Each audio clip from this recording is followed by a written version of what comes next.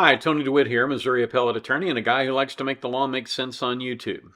Today I'm responding to a request, and someone asked me to explain the elements of a Brady claim. Now, Brady relates to a case from the Supreme Court out of 1963.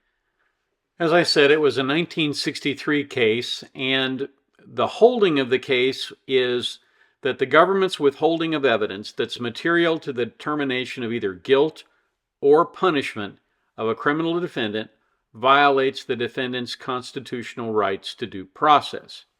Now, what that essentially means is that if you have evidence that in some way is exculpatory, meaning that the defendant didn't do the crime, you have to turn that over to the defendant and his counsel. By the same token, if you have information that says, well, he was one of four people who helped rob the bank, but he is not the guy who shot the bank manager, well, again, you have to turn that information over because it's relevant to the punishment phase in terms of who bears the most responsibility for having shot someone. So that's what the rule is from that case. It's an interesting case because in that case there were two defendants, a guy by the name of Brady, for whom the case is named, and a guy by the name of Boblet.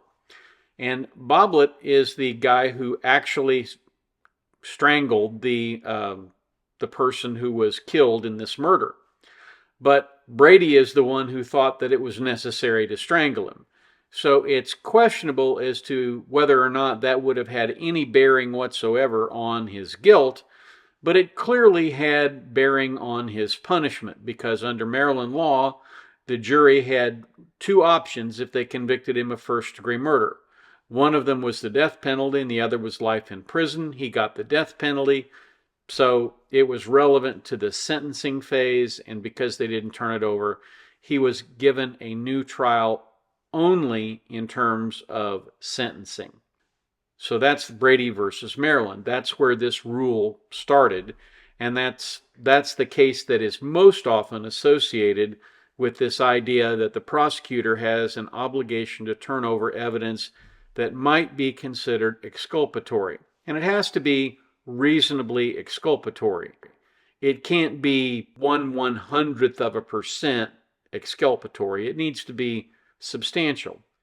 So this case then gets picked up in United States versus Bagley, which is a 1985 case.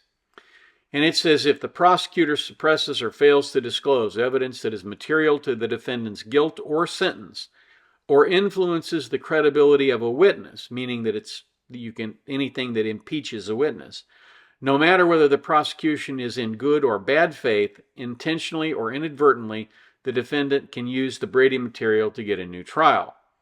And that's a pretty broad rule. And it essentially says where the prosecution doesn't turn over evidence, that's a bad thing. And it even has to do with things that I think most people don't understand. For example, let's suppose that you have a situation where a person is on trial for a murder, and one of the witnesses against him is someone who, for whatever reason, has been in jail with this particular defendant and allegedly heard the defendant confess to the crime.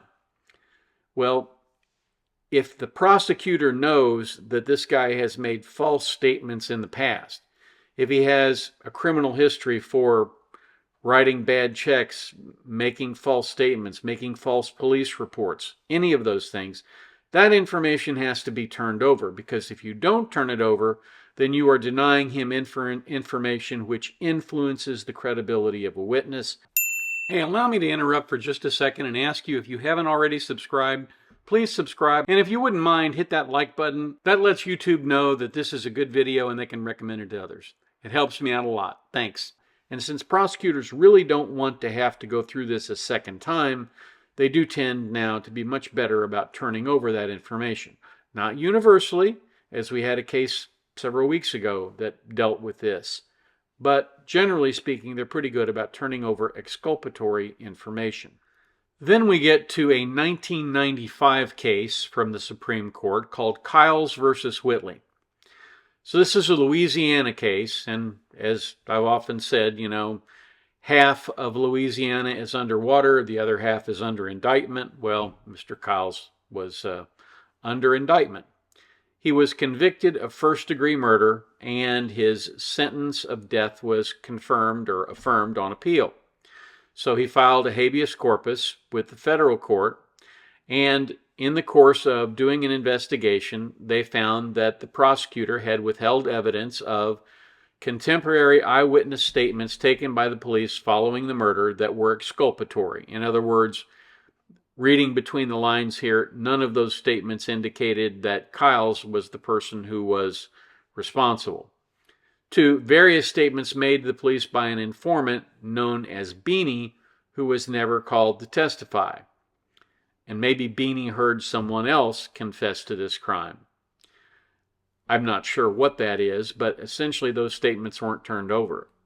And then 3, a computer printout of license numbers of cars parked at the crime scene on the night of the murder, which did not list the number of Kyle's car. The state court nevertheless denied relief, and the state Supreme Court denied Kyle's application for discretionary review.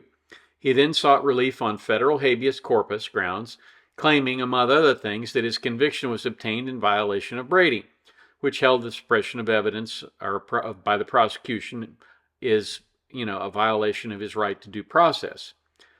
Then the federal district court denied relief, and the Fifth Circuit affirmed. As I mentioned earlier, the evidence that is suppressed has to be material to guilt or innocence, and materiality is or can be sometimes a very high bar. But the court granted the review, and they provided some information that is designed to help people determine when, for example, something is material.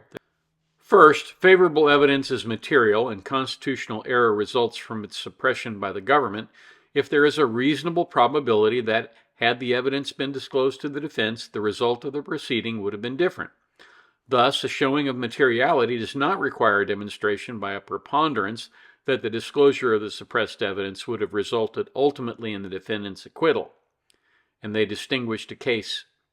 And then, second, Bagley materiality is not a sufficiency of evidence test. One does not show a Brady violation by demonstrating that some of the inculpatory evidence should have been excluded, but by showing that the favorable evidence could reasonably be taken to put the whole case in such a different light as to undermine confidence in the verdict. Third, contrary to the Fifth Circuit's assumption, once a reviewing court applying Bagley has found constitutional error, there is no need for further harmless error review, since a constitutional standard for materiality under Bagley imposes a higher burden than the harmless error standard of Brecht versus Abramson. Fourth, the state's obligation turns on the cumulative effect of all suppressed evidence, favorable to the defense, not on the evidence considered item by item. Thus, the prosecutor, who alone can know what is undisclosed, must be assigned the responsibility to gauge the likely net effect of all such evidence and make disclosure when the point of reasonable probability is reached. Moreover, that responsibility remains regardless of any failure by the police to bring favorable evidence to the prosecution's attention. To hold otherwise would amount to a serious change of course from the Brady line of cases.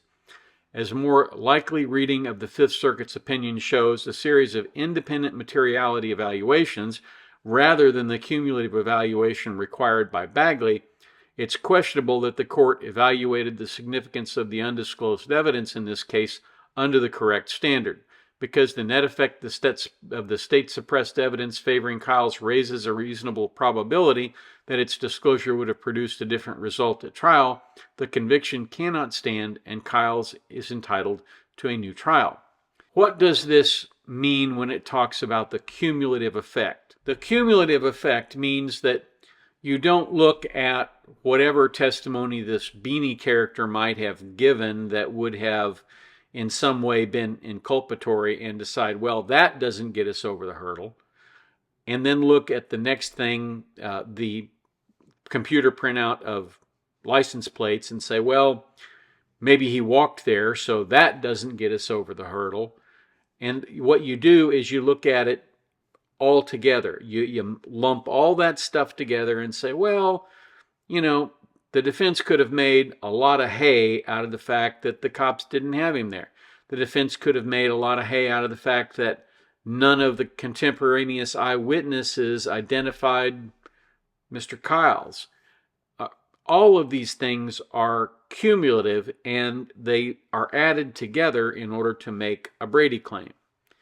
So what do you have to have for a Brady claim?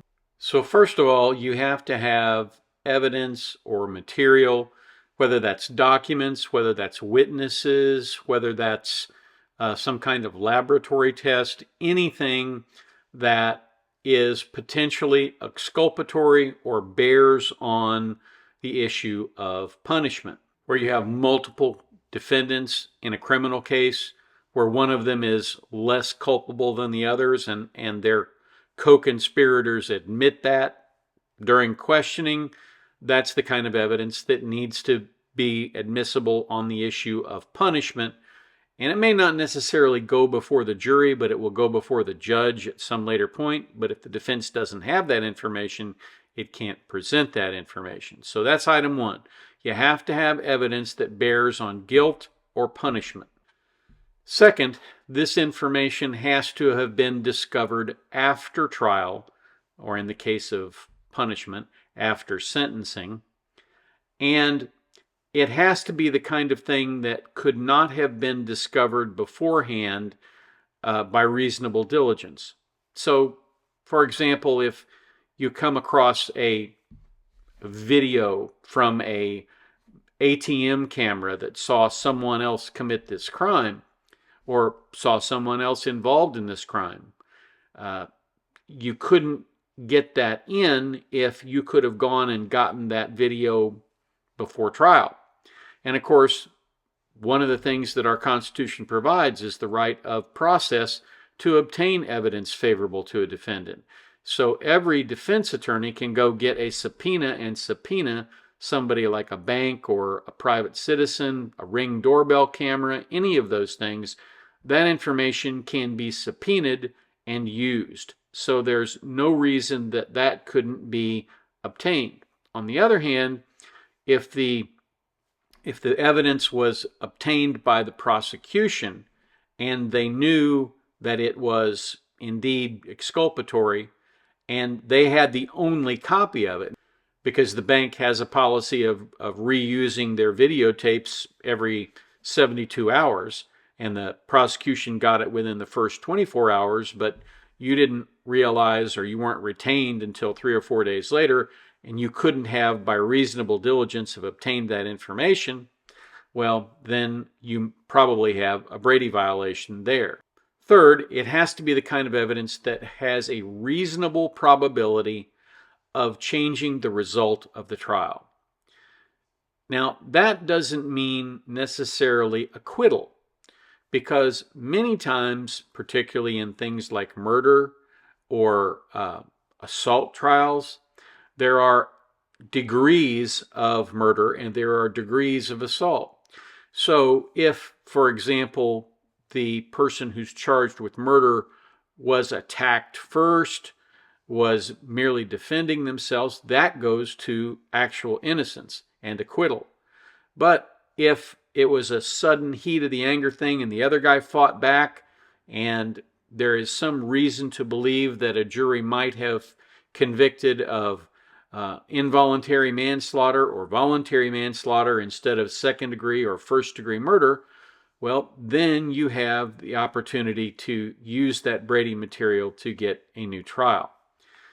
Now, I would caution anybody who wants to assert a Brady claim that you have to be very careful, because there's no guarantee you'll get a different result on a new trial. This is the kind of thing that has to be handled by a competent attorney. A competent criminal defense attorney needs to handle any kind of a Brady violation claim. This is not something you should attempt pro se. it is the kind of thing where you absolutely positively need an attorney to bring these claims for you. So hopefully that provides some information that is useful and helpful. If you have any questions or comments, you can feel free to leave them in the comments down below. I would really appreciate it if you get a chance today to do something nice for someone, do something nice for them, and then come back and catch me down here next time.